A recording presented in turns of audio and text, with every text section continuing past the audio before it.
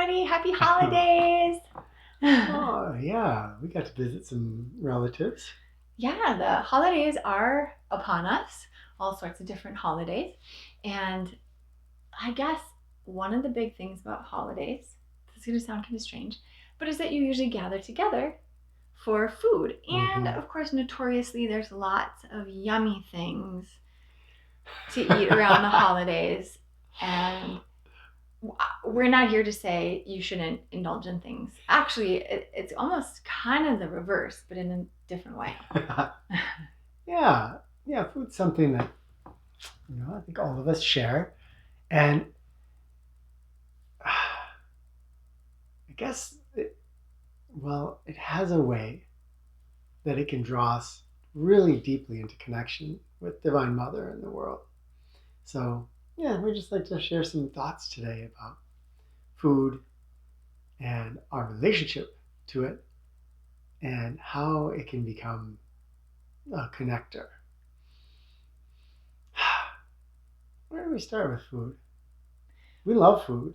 Yeah, we Yeah. love food, but I am always the first to admit that I'm very picky about food. I feel like you used to be picky, but not No, well, you're anymore. thinking the wrong way. I mean, I like my food to Oh, be, you know, I want to eat things that nourish me. And honestly, if I'm going to have a dessert, I want it to be something that's the actual thing. Um, so I feel as you mean though, good food, yeah, whole foods. yeah, honestly, also, if somebody serves me something, I'm going to try to be thankful and grateful and eat that. So it's not, I don't want to say snobby, but I like food that has flavor and that feels like it was grown thoughtfully and, that kind of thing. And we live here in a place that sometimes we call the land of milk and honey. Yeah, we're very spoiled. Yeah, Yeah, that's it's because literally there's raw milk and raw butter honey right and down the way. yeah, Yeah. and all sorts of really good food. We live next to an organic CSA. So so everything is not only local, it's also organic, and there's some really good flavors involved in that. Summer tomatoes. Mm. When our Amish neighbors they grow these heritage tomatoes that are often brandy wines and other heritage varieties. And we will come home Mhm. with loads of these tomatoes that would cost a fortune if we were buying them Yeah. at the store. But the Amish neighbors almost give them away. And for weeks and weeks, we'll have plates Oh, they're so of yummy. just thick slices Slices, of yeah, and tomatoes. fresh basil from the garden. Sometimes that'll be our entire meal, I feel like. Nearly Just, so. Yeah. ah, Yeah. my gosh. So, This is what you mean by picky. yeah. Food I'm that isn't picky. overly processed. Food It that has is flavor. thoughtfully harvested. Yeah. Yeah. So I do feel as though I am selective about the things I eat. And in a way, you've said before that our bodies are sort of this physical temple of housing, whatever manifestation we are of Divine Mother in this particular adventure or experience. And so, why not see it that way and treat it that way? Yeah. It's, so there, I guess what you're bringing into our vision is that what we bring into us food wise, it has an effect on our experience of life.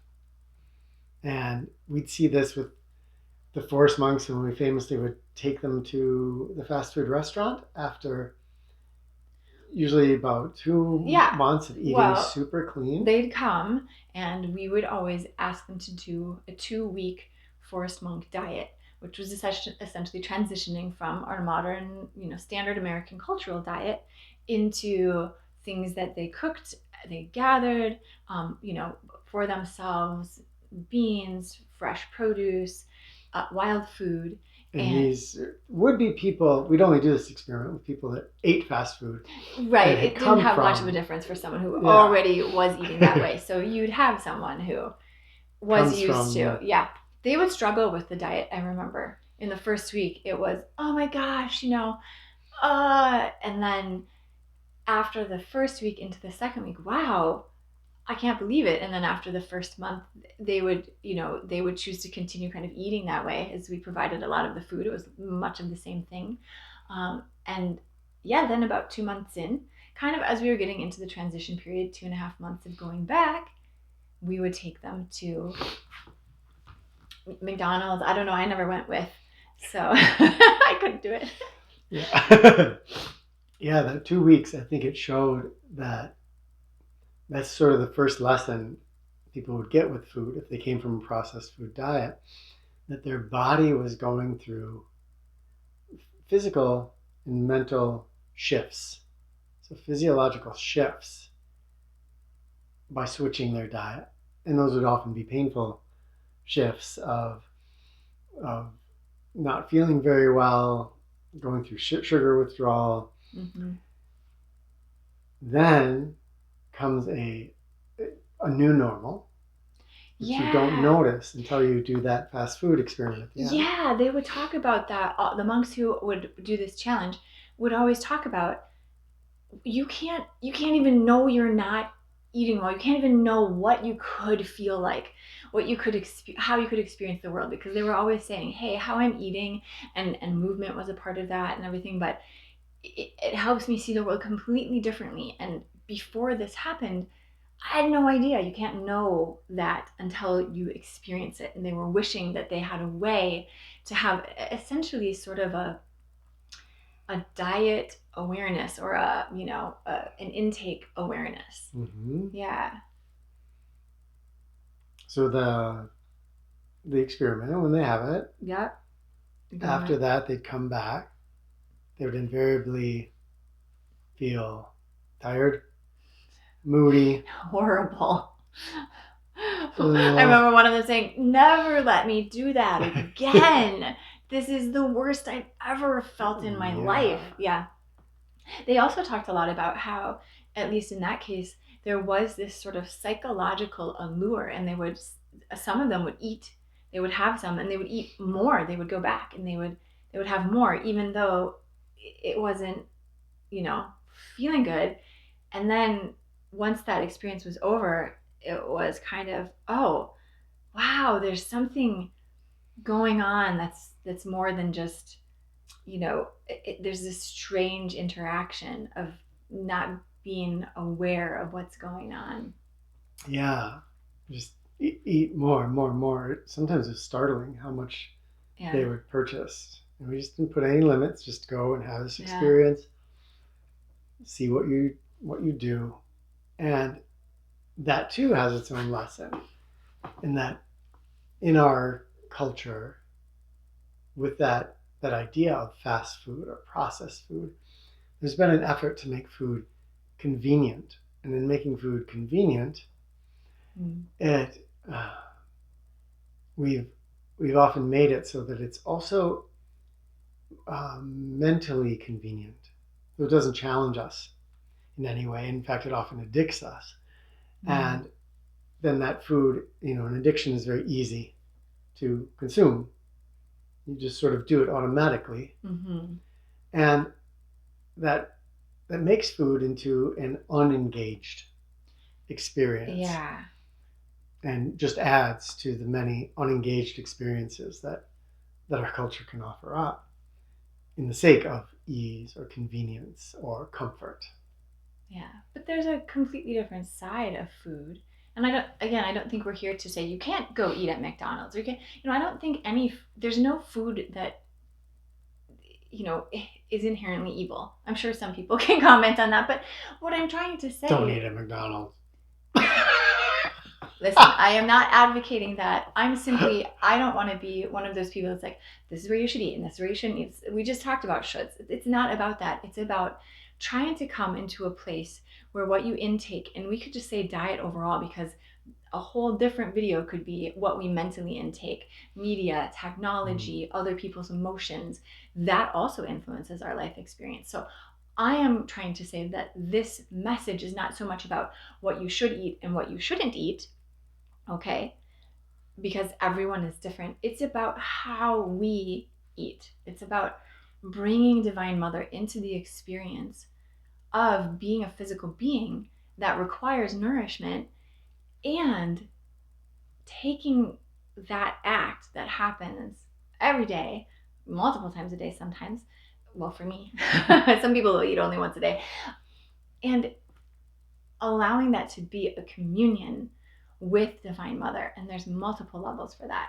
So often I see you as we're eating something that, those tomatoes that you were talking about, it's, I look over and you just got your eyes closed. Sometimes you say out loud, Divine Mother, taste this. And I want to hear what that feels like for you. What's going on when that happens? Yeah, I often think that, I mean, this is all in the language of myth, but the purpose of me, Kenton, is for Divine Mother to experience life. And if I'm experiencing life sensorially, passionately, deeply, in an engaged manner, then wow, that's really fun for her. If I'm just going over the same thought in my head, say I'm worried about something, and I'm just going over that over and over and over again all day, maybe that's not quite as fun and exciting for her to tune into. So I like to imagine that my job is to be the best experiencer of life that I can, thinking that Divine Mother is experiencing through me. And then with food like that, it becomes easy, because that, if you're engaged with your food, the kind of food you're talking about, probably we were involved in some way in the source of it. Mm-hmm. So maybe we harvested it wild, or we bought the vegetables down the way at the stand of some of our Amish friends, or it came from next door where we've seen the farmers. So there's that tied into it. And then there's the preparation, and we love to cook. Mm-hmm. So often we're cooking together and trying to, there's a putting of love into the cooking, or experimentation, the adventure and process of cooking. And then the eating is sort of a culmination of those experiences, where you can soak into and just love that, the taste or the textures or the feelings. And then in my mind, giving that to Divine Mother, saying, taste through me and experience this food through me. And that helps me to engage with the food more, to taste it more. Mm. That's my job or my purpose. I love it. Then I put more emphasis into that. And it also, just from a greedy standpoint, it gives you more personal enjoyment of your food when you're sharing it with Divine Mother like that, because you're more engaged with it. Which we did a video on our Rewild You channel a while back about food and digestion. Was it, or maybe it was a podcast? I don't exactly remember. Yeah, it was a podcast. We talked about this, and actually, there's so much evidence for the fact that when we are relaxed and when we are present, we absorb so much more nutrition. Yes. That our physiological profile is tuned in to our emotions and who we're with and how we perceive the experience. And that really makes then tuning in on a divine level the best digestion aid and source of nutrition possible. What a great point. Yeah. I mean, I would wager to say, so I like to usually have kind of locally grown food. Usually that means it's organic. However, I could be eating that, and if I am in a horrible state, I'm disconnected, I'm distracted, it doesn't matter. It's not going to be any healthier than something that I think is, nutritionally less dense. So being able to take that in, and then that's just kind of a metaphor for all of our experiences. Why does it have to just be food? In a way, what if we did apply that to technology? What do we take in to us, to the, as I said in the beginning, the manifestation of Divine Mother that we are in this current adventure? That has a profound impact. And So sometimes it can be hard because there are foods and things that are either really yummy to us, or they have a nostalgia, or we're in a social situation and we eat those foods, but maybe we notice afterwards they don't feel great or taste great. So I find a kind of side benefit for me is that if I am inviting Divine Mother in to taste my food, I often, if I can do that with my first bite of something, can often go, this is not really what I need right now. Or, you know, this is this doesn't taste as good as I think it tastes in my head. Maybe, yeah, it was the best thing when I was, 9, but it's not really. And so I just think of that as a nice side benefit that we start to tune in more with what we really are wanting to enjoy at this moment in time, because it shifts all the time. I think making our ideas of what is good for us too static does a disservice to us. Yeah, I think you said it so well when you said about how we eat rather than Yeah. what, and we put so much emphasis in our world on what you eat. A good diet consists of the following things, but seldom do we hear a good diet consists of how you eat your food, the mental state you're in, if you're in a state of stress, who you're with, eating with. The Blue Zones talks about that a little bit. The advantages of being in company and connected with people when you eat. And so there's so much to this how we eat, and if we paid more attention to that, or at least equal attention to what we eat is important too, but how we eat it, we would find that there's this whole dimension to eating that often is left in the lurch. Sometimes you can eat your broccoli and you're doing it just to alleviate guilt. You really want to be eating whatever that is over there. Yeah. And that's different than loving the food you're eating. And this, another thing we did at Rewild You was with potato chips. A lot of people love potato chips. They have such a perfect balance of fat and salt and carb that just fires these places in our mind. And you can think, okay, I should never eat a potato chip. But the sneaky, tricky thing that we can discover for ourselves is that if we eat one potato chip and we really engage with it, we've had the experience. We don't really need any more. All the rest are kind of the same experience almost.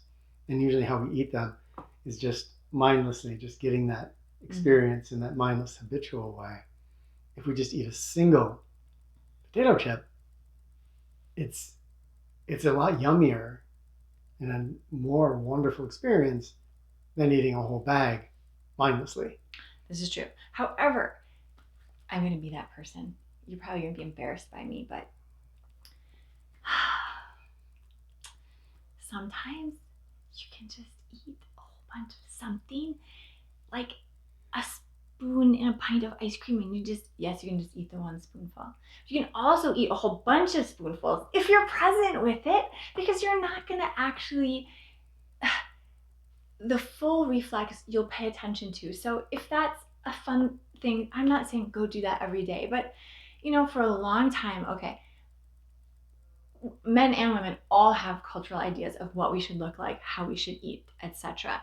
And so for me, for a long time, I could feel as though I should only eat this and I should only eat that. And if I'm in the company of others, I should only have so much, even though maybe that feels really nourishing to me and really good and I want to eat more, but I don't want to look a certain way. And so I guess to me, there's a joy in saying I can listen to what it is that I want. And, I don't know. I don't think it's bad to have an entire bowl full of, especially if it's a homemade ice cream. I just love every bite of it and actually eat the whole dang bowl. Sorry, there's a comfort in that too. I just had to say that. I think someday, the research will come out and show that what you're saying is the path to health. Is that if we truly enjoy our food, it doesn't count to mindlessly Yeah. eat the ice cream or the wow, that's getting super bleached out. Whoa! Okay, we're coming to you from the heavens now.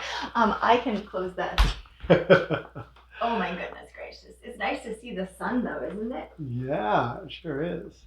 So you're saying if we that looks like it. Oh wow, okay, that's cool. That sounds good.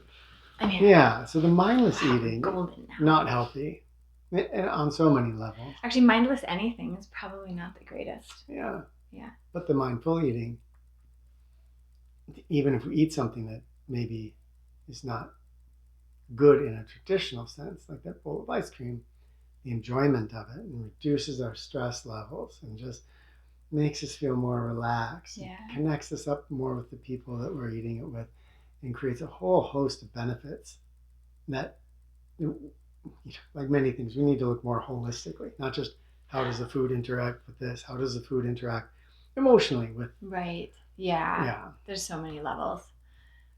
Wow, still very interesting color. Well, that's okay. I mean, yeah. We actually just have a screen back here, and then we'll go to kind of more orange, and then it will go to green, yellow, green. We're gonna go through the whole. The problem is that we hit the thing, so it doesn't. Oh yeah, should I undo it and do it real quick? No, that's right. Okay. Oh yeah, look at magic. Yeah, look at that, the magic of technology. The other thing is, I think, to realize that if we are a manifestation of Divine Mother, that we have an inner knowing and an inner strength and not just courage, but like that. And I guess what I mean by that is I'm thinking Kung Fu Grade 8, which is, as soon as I say that to Kenton, we have a little, it's kind of an inside joke, but the story goes that, what were they drinking? I don't know, it's some, Kung Fu master or something, right? Some real basically nice drank master. Something poisonous. Yeah. Right, and they were like, oh my gosh, that wasn't this, that was, and the guy's like, hey, I'm Kung Fu Grade 8, like, I'm the best. Anyway, the point is to illustrate that we don't have to fear food, that if we are having a connection with what we intake into our beings, and we're using that to connect with Divine Mother, I really don't think you have to fear things. I think things will be made clear to you. I struggled with some health issues for a number of years, and for a while, I got to a place where I feared all the foods because I felt as though every food had something negative. And if you look online, every food can be positive and every food can be negative. And so if that's the case, then I'm just going to eat what I feel to be right for me right now. And if tomorrow that's different, it's different. But bringing Divine Mother into that process, I think, allows us to have a resilience. Mm-hmm. If you do eat something that, quote, is bad for you, or you don't feel well later, you're strong. You are this manifestation of Divine Mother. It's going to shake off. So I don't think you have to get into that cloud of discernment in the same way. Yeah, again, we can add to the anti-nutrition of food by, I think something we sometimes have recommended to people is if you are going to eat a food and you're wondering if it's good or bad for you, just look up the health benefits of it. In a book or online. Just don't look up the health negativities of it, because you will find for any food. Yeah. Broccoli will kill you. Well, I mean, yeah. But if you read the benefits, you're going to get not only just that good feeling of all the wonderful things that the broccoli is doing for you, but you're also going to get the placebo, the mental, the emotional benefits. Yeah. I mean, our minds belong to us, so we should use them instead of vice versa. And so for me, the absolute most powerful way I've ever figured out to do this is to do that, inviting Divine Mother in to eat with me, through me. So to experience that sensation of eating. And that when I do that, then I automatically am eating mindfully. And when I don't do it, I pretty much not. And you could do it without, you could do it just trying to focus on the mindfulness. But for me, it's a lot easier being more of a person that loves connection to just have that person I can invite in to taste, to experience through me. So if we're talking about prayer in the way that you and I see it as a communion, then essentially eating your food is a prayer. Mm-hmm. Yeah, that's really beautiful. Totally. And a way to be present and aware of what's going on in this very moment. Yeah. That's awesome. Wow. Okay. So you're probably going to eat today. Yeah. We hope that you eat sometime soon. We'd invite you to try inviting Divine Mother into your experience of eating and seeing what that's like. Yeah, imagine that's your job. You're here to be an experiencer. Bless you. Yeah. And see how it feels, and try it a couple different times. See what you notice, and of course always share with us your thoughts and what your experiences have been with this. And if you have other activities that you do where you invite Divine Mother in, and it becomes a wonderful moment of present awareness. Yeah, it doesn't have to be just eating, as you've pointed out. Yeah. All right. Happy holidays to you all, and we just look forward to hearing from you, and we're sending love.